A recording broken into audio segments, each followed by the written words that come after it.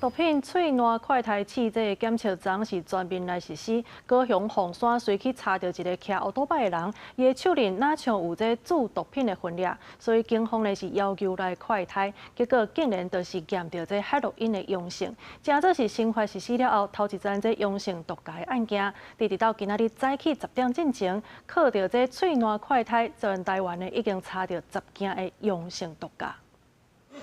考验查甫人互警方查来，关键发现伊手骨好亲像有制毒品的分子，要求对方进行毒品喙烂快筛试剂验测。那伫喙内练几年了后，就因检验，这样发现查甫人出现海洛因毒品阳性反应。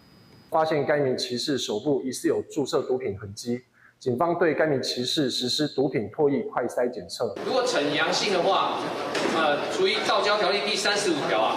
那罚以3万元以上12万元以下的罚款以外，同时是移置保管车辆，还有吊扣驾照。去年全台有2169件食毒赛车，今年1到9月已经超过5000件。过去检验爱抽血验尿时间较慢，中华18都发生姓陈查甫人，好亲像是食毒赛车弄死训练人逃走。 警方隔天查到时阵，车顶也超出海洛因、送死烟弹、大麻、K 他命、甲安非他命等毒品。